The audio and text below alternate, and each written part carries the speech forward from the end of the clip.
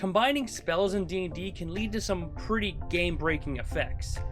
The only problem is that a lot of these more potent combos require 2 casters for the purposes of concentration, which makes finding combos to do by yourself pretty difficult. So that's why today we're going over 5 awesome spell combinations you can do all by yourself. We'll start off in the lower levels with a combo that I like to call Baby Smaug, and it combines these spells Find Familiar with Dragon's Breath. Now, Find Familiar is probably the second most popular spell in all of 5th edition, second only to Fireball. And there's no surprise as to why it's so popular. Everybody loves the idea of having a little buddy following you around on adventures. And not only that, but your little buddy is magical. The spell specifically states that it cannot take the attack action, meaning that it has little combat usage. And while its strength is obviously in subterfuge, we want to put it in combat, because why not? And that's where Dragon's Breath comes in. You cast this on your familiar and give them a breath weapon ability similar to the Dragonborn's natural attack. But since Dragon's Breath gives a new action and doesn't alter your actions, the familiar can use it since it's not technically the attack action. And if your familiar just happens to be a flying companion, congratulations, you now have yourself a mini dragon with its own breath attack.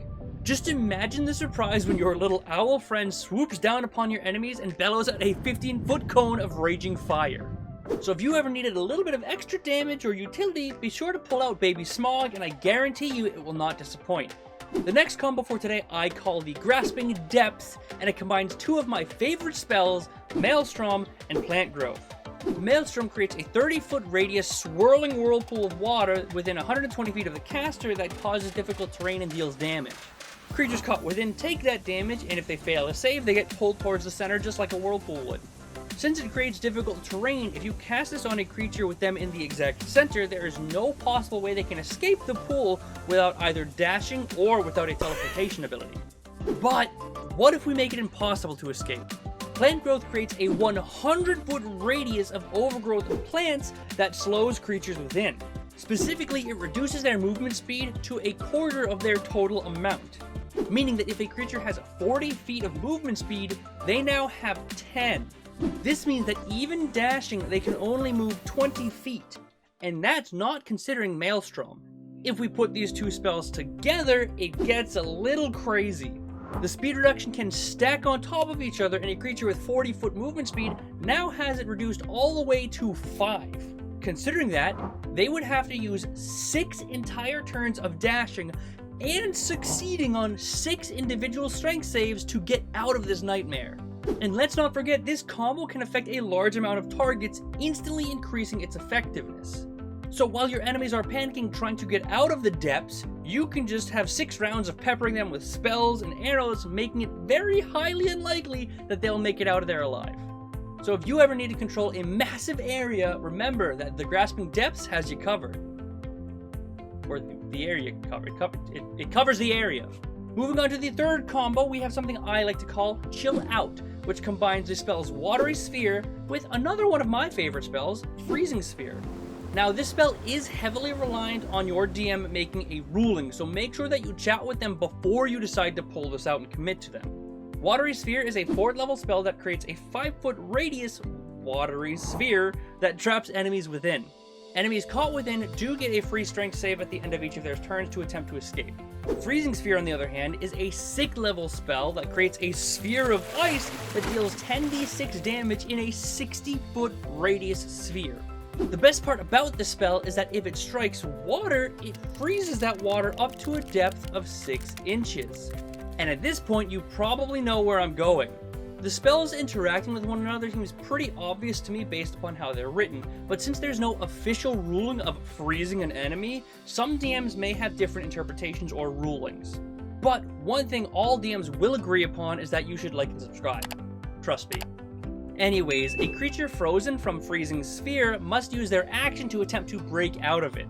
So rather than get a freeze save at the end of their turn with Watery Sphere, they have to spend their action to attempt to break out after Freezing Sphere. And let's not forget that Watery Sphere could technically hold up to 4 creatures. So you could freeze 4 enemies within a floating orb of water and then tactically frozen and nuke them to cripple the entire enemy team within this combo. So while the combo is a bit on the higher level, it is incredibly effective at dealing with a couple of enemies. Next up we have the combo Clouded Death, which combines these spells Animate Dead and Cloud Kill. If you're a Necromancer enjoyer, this is the combo for you. First, animate some zombies. Then, send them all on into the fray, but instead of attacking to deal damage, have them attack to grapple a target. Zombies only have a +1 to strength, so we make up for that lack of strength by summoning more zombies by upcasting Animate Dead. Once an enemy is grappled, you then cast Cloud Kill on top of your horde of grappling zombies. Cloud Kill is another popular spell that creates a 20-foot radius sphere of poisonous gas that deals poison damage. And zombies just happen to be immune to, you guessed it, poison damage. This means that zombies could stay within the duration of the Cloud Kill while grappling your enemies in the poison cloud. And depending upon how your DM deals with multiple grapple effects, if a creature is grappled by multiple zombies, it is highly unlikely they're getting out because they're going to have to deal with multiple grapple checks. Long story short, more undead makes more fun. Unless you're the DM, then it makes you miserable. But that brings us to our final combo for today that I call the Binding of Flames, and it combines Conjure Elemental, Planar Binding, and Fireball. Conjure Elemental summons an elemental that is friendly to you and your companions and follows your commands for up to an hour. Planar Binding at that point can then be used to bind the elemental for up to 24 hours or a year depending upon the spell slot you use. Now if you conjured a fire elemental or a salamander, they just so happen to be immune to fire damage. Who would have guessed? For this combo, you should summon a salamander specifically because it happens to have a little feature called Heated Body. Any creature that touches the salamander takes 2d6 fire damage. But alongside that, it also has a tail attack that restrains enemies. And restrains enemies happen to have disadvantage on all dex saves. And wait, what's this? The salamander is immune to fire damage.